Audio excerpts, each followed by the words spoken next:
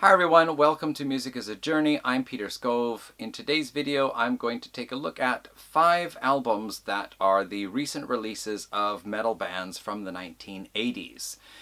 Earlier this year, I did a video where I was talking about albums that were recent releases. Not all of them meaning this year, but within the last several years anyway, of really old classic bands. And I took a look at recent releases of albums by Yes and Uriah Heep, as well as Judas Priest. It was kind of prog and metal mix, but I think I've kind of been in that mood this year where I want to hear the bands that I used to listen to in the 1980s, like what are their recent releases like?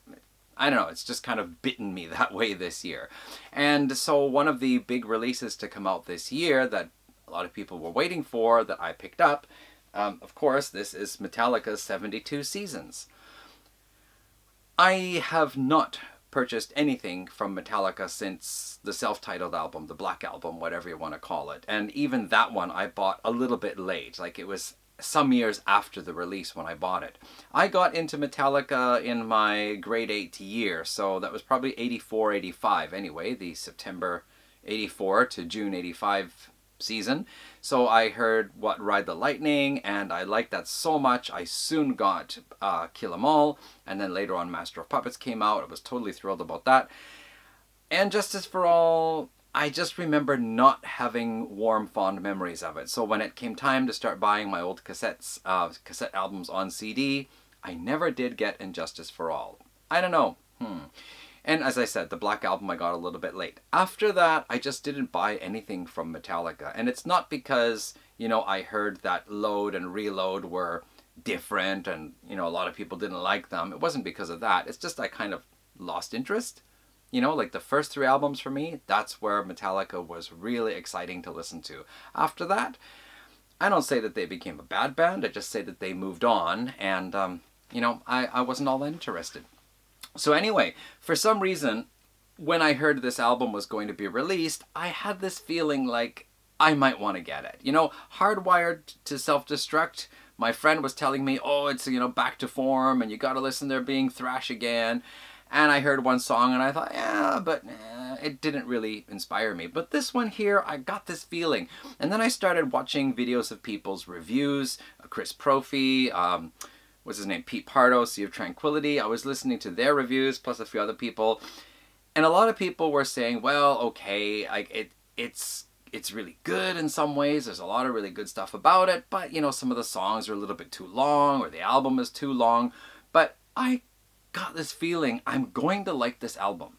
And then I think it was Chris Prophy who said after he'd listened to it a little bit more, he found he was actually enjoying the album more. So that basically, made the decision for me. Okay, I'm going to get it, and I'm going to listen to it. So I got to say, like the first time I listened to it through, I felt I'm listening to a Metallica album. And it's exactly as if, after the Black Album, self-titled, whatever you want to call it, it's as if like after that, I just didn't buy anything and I didn't know what they did. And then I picked up this and thought, yeah, I'm listening to Metallica. They're sounding really good. So I've listened to this probably 3 times all the way through, plus I had this on a mixed playlist where I put on shuffle and, songs were coming up randomly. And also I've kind of picked out a couple of songs that I thought that sounded really good, I want to hear it again. And overall, my impression is really, really good about this album. And we've got James's voice, we've got, the Metallica riffs, we've got the Kirk Hammett, guitar solos that just kind of erupt into the song, and it's like the classic days. We've got the usual Metallica drumming. Overall, this does really feel like Metallica. There are some speedy, thrashy parts. A mosquito just flew past me, didn't it? Great. There are some of the kind of more slower, the more mid-paced, heavier riffs. Like I said, you've got the solos.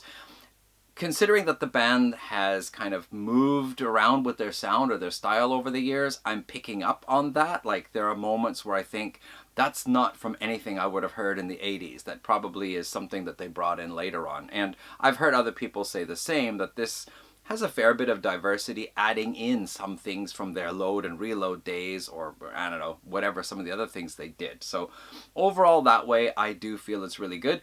I noticed in a couple of places there were riffs or like a kind of lead guitar melody. I really felt I heard that somewhere. I know it from somewhere, and I can't place it if it's from an older Metallica album or it's from something else. And then what was the one song here? I think what is it now? I'm Not Gone. Oh, I gotta open up the Chinese takeaway box here to see what the track list is now. All right, it's like you gotta, which way you fold it, like this. You fold it like this, you fold it like this, and there's the booklet. Jeez, what the heck was the song? Blah, blah, blah, blah, blah. Too Far Gone. That's it. And I got to fold it all back again. Too Far Gone. Yeah, there is a riff near the beginning, and I felt that really sounds like something. Did I fold this up the right way? I guess. James is supposed to be out here first, right? Yeah, I felt that's really like something from No Remorse. And then I went and listened to No Remorse, and I feel like it does the same kind of thing. Like, there'll be this like opening part, and then everything drops, and you just have the one rhythm guitar doing this.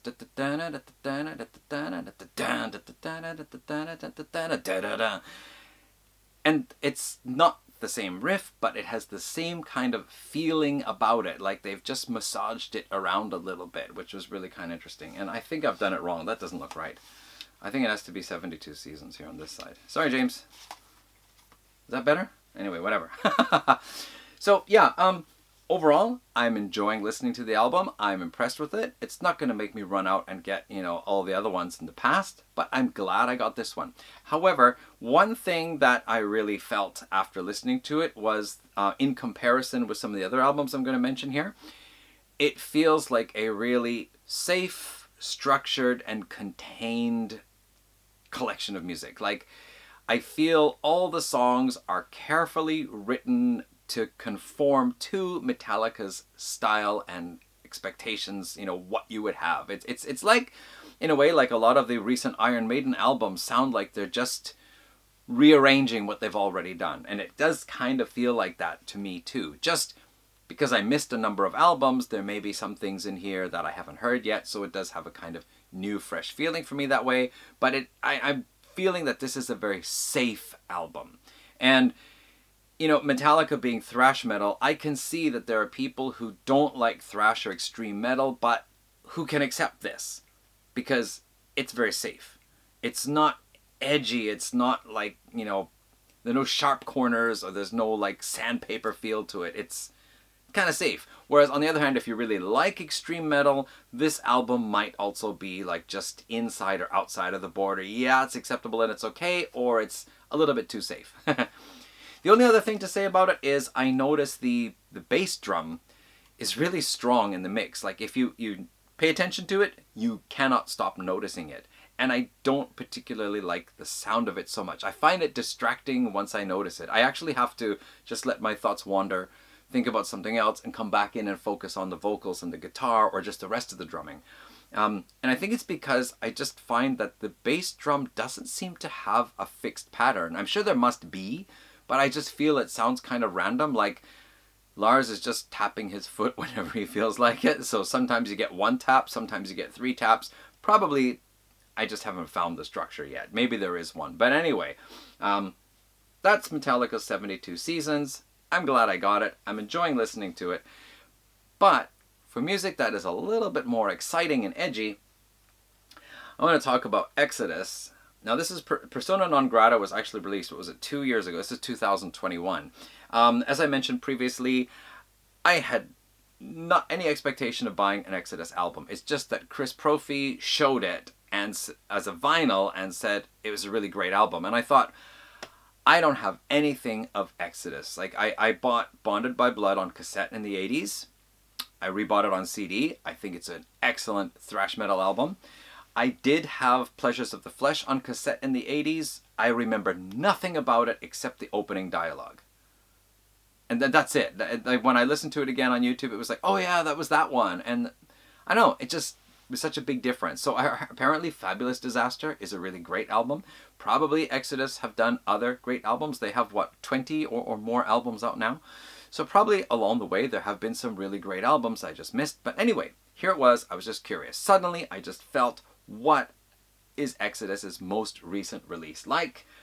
And here it is. Then I quickly jumped over, checked a couple of reviews on YouTube. One person gave a very tepid review of it. He sounded like he really wasn't so thrilled about it, yet the comments he made were very favorable in most cases. There goes that mosquito again. Just a moment, it's on the camera now. I didn't get it. Damn mosquito! Anyway, then I watched Sea of Tranquility's review of this, and it was very, very favorable. So I thought, heck with it. All right, let's get it. And actually, I really, really like it. Like, this to me feels like, again, I heard Exodus in the 80s. I did not listen to them for the last, how many decades? And I went on and picked up this one, and I was just, wow, this sounds really cool. This is a thrash metal album. It's got the thrash metal riffs, the song structures, the solos, the lyrical content, the drumming. It's just an exciting album. Like, this one feels safe. It's on the rails. This one feels like it's in danger of possibly going off the rails, but they're holding it on. Yeah. One criticism I heard from one person was that he got a little tired of the lead vocal voice, and first couple of times I listened, I didn't care. But after listening to it on a third or fourth time, I thought, okay, I can see how you could get tired of the vocals. If I had like the last 5 albums, I might get tired of the vocals. But for this one album, they don't bother me. And there are some songs that have a secondary vocalist, or at least a second vocal style coming in that's a little bit more lower and gruff to go against the kind of more like a sneery type sound, growling, sneery type sound. Musically, there's a lot of interest in here. There are a couple of acoustic parts, either as an intro or as a separate short track, giving it a kind of bluesy feel, which is a nice touch. It doesn't contrast with the thrash metal in a way to kind of, challenge it. It's just a nice touch before we get into more of the thrash metal style. So overall, I'm enjoying this Exodus album a lot. Again, I haven't heard anything since Pleasures of the Flesh, so for people who are much more familiar with all of the Exodus albums, they may say that this is, whatever, a C or a B grade, but for me, this is a very nice, great, welcome addition to my collection, and I'm really enjoying listening to it. And in a similar vein, we go to Overkill's album Scorched, which was released this year. Overkill was a band that I never actually listened to in the 80s. I think it was just, there was a point where I wanted to get everything. I would go to the store, and anytime there was some albums I didn't know about, I would want to get them to hear what they were about.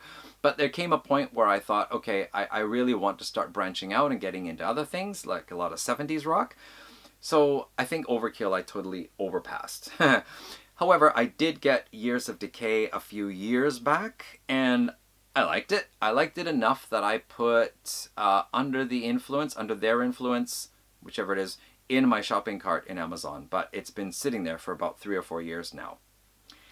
I understand Overkill are one of those legendary bands from the 80s. And I thought, okay, if I'm going to get another Overkill album, let me get the new one. Because that's what I'm into this year, right?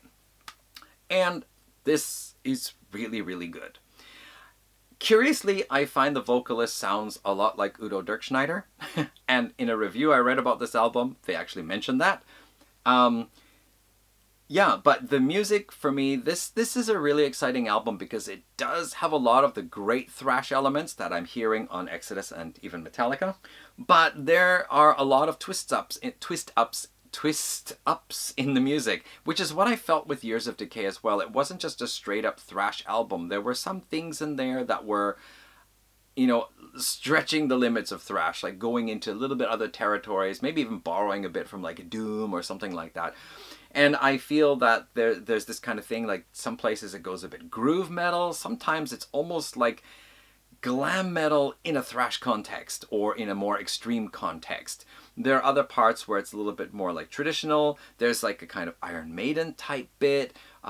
I don't remember what other parts it was I was picking up on this, but I just feel like there are a lot of different things that are put into the songs. And for me, that's really exciting because, as I often say, I like music that surprises me. And there are some songs on here, what was it? I think it was Fever. It starts off with this kind of like ominous type feeling to it, and it's kind of more slower type thing. Then it goes into another part that is more, a little bit more the up tempo and a little bit more harsher. And then it changes into another riff, which, man, that riff just, I'm thinking I've heard that riff somewhere before, really. Is it Black Sabbath? I'm not sure. But again, it changes again. And so that's really cool when, you know, the song actually has 3 different parts to it. And it's not a like super really long one either. And there are other songs that do that too, where I'm following along with the groove and then they'll change it up like quite surprisingly. And it's really cool like that. So I really am enjoying this album here too. It's got all the kind of heaviness, the thrashiness, and the metal feel that I'm really into right now. And it's got little surprises along the way, which make it very interesting for me. So another album I actually picked up a little bit earlier on in the year. It might have been like near the beginning of the summer. This is Saxon's Carpe Diem from last year, 2022. I was watching, I don't remember, something on Sea of Tranquility. They were talking about, I don't remember what band. And then Pete Pardo, I think it was him and another guy. And then Pete Pardo said, it's like Saxon, you know, a lot of their, there goes that mosquito again. Didn't get it. It's, okay, what was I saying? He said that it's like Saxon. A lot of their recent albums have been really heavy, and people who are not checking them out are missing out. And I thought, Saxon, all right. So Saxon, I bought Crusader when it first came out. That was my introduction to Saxon, and I quite liked it because it was different, very different from Iron Maiden and Judas Priest. And it inspired me to go back and buy some of their other stuff. So I had everything from Wheels of Steel up to Crusader. I couldn't find the debut on cassette back then. And then a few years back, I was thinking, I always thought I should get some Saxon albums on CD, but which one should I get? Because aside from Crusader, the other albums, I really like one song on each album. And then there are 1 or 2 others that I like quite a lot. And then the rest I really didn't remember. But when I was trying to decide, should I get this one, should I get this one, then I found that there was a box set, all of their first 6 albums, plus a live EP or something like that, all on, I don't know, 2 or 3 discs or something like that, whatever it was, so 4 discs, I don't remember, but anyway, I bought that. But that's it, that's my experience with Saxon. My backpack just tipped over. Yeah. So after that, I don't know what Saxon did, but I think this is, what, their 23rd album now? So, I mean, they've been chugging on. I understand that the guitarists left, that Biff Byford, who, incidentally, he was 71 when they recorded this? 71? Have you heard his singing on there? I can't believe this guy is 71 years old and doing that. It's even like one of the songs, I think it's the first one, he just opens up with this scream. It's like, wow. I mean, how old are you? 30-something? But anyway. So, yeah, Saxon have been chugging along, and I got this one here, and I thought, okay, let me hear what Saxon are doing these days. This is not going to make me want to go in and buy the entire discography or anything like that, but if it's good, I'll be glad I got it. And yeah, this is it. This is new wave of British heavy metal Saxon. This sounds just like classic Saxon, just, you know, in a 2022 recording feel to it, right? We've got lots of great Saxon riffs. We've got the songs like that. Some of them more straight up new wave of British heavy metal, like, you know, mid to fast tempo. Some of them actually being quite fast in places. And then you've got some of the more kind of slower epic songs like The Pilgrimage with the slower feel. The opening track, Carpe Diem, the Carpe Diem part has a really cool guitar riff. It sounds like Saxon, like a typical Saxon song, and then when they get to that part, this it's really cool. So I have been enjoying Saxon's Carpe Diem as well. Do I want to go back and check out some of the other albums? Perhaps, but there's just so much to get, and so much that I have that I'm not listening to enough yet. It's the thing, you know, like, I order stuff, I get it, I listen to it, and I think that's really good, but then in the meantime I've ordered other stuff and that comes in, and I never have enough chance to finish listening. Like, I don't feel, okay, I've heard this album 6 or 7 times now, I'm okay to give it a rest. It's usually more like I've heard it 2 or 3 times, and now the next thing has come in. So, yeah. Do I really want to rush out and buy a stack of old Saxon albums? I probably wouldn't be disappointed, but there's other stuff. And here's one example, Blind Guardian. So this is the last of the 5. Blind Guardian, one of those big name power metal bands from the 90s. I have only one album, and I always thought I should get another one. And I noticed this album cover. This is also from 2022, I think, right? I noticed this album cover and I thought, what a cool cover. I really like this artwork. If I get another Blind Guardian album, instead of picking up one of their classics, why don't I get their latest one and hear what it sounds like? No idea what it sounded like. In fact, I had no idea what Blind Guardian were doing except that one album that I have. So what I understand is Blind Guardian actually started out as more of a speed metal band, but by the 90s they changed into more of a power metal band. And over the years their sound has again been molded a little bit this way and that, but I got the impression that they were getting more and more into a kind of symphonic power metal style. I don't know, I haven't heard those albums, it's just what I read. And the album just before this was actually recorded with a whole orchestra, so people were thinking that they were really going into becoming a symphonic power metal band. So this album drops out, and boy, did they ever go back to their speed metal roots. Like, a lot of the songs here are just really fast and speedy, very, I don't know, aggressive type feeling to it. Not quite thrash metal, but certainly the speed of the riffing and the playing is in that kind of thrash metal ballpark. Just the overall sound is more like speed metal, not thrash metal, I guess. But they still keep some of that more power metal feel, and I think it's, first of all, what is it? Secrets of the American Gods. That's my favorite track off here so far. That does have that more kind of epic feel to it. There are a couple of tracks, I can hear some orchestra in there. Certainly I can hear the lower kind of blat sounds of the low brass in there. So it's speed metal in places, it's, I guess, a little bit more traditional heavy metal in places, or classic heavy metal in places, but it also has some of that symphonic power metal type thing in places as well. My first impression was very cool album. Not sure if I was entirely satisfied with the overall mix. I thought it might have been a bit dense. However, these 5 albums here I've talked about, I put them on a playlist.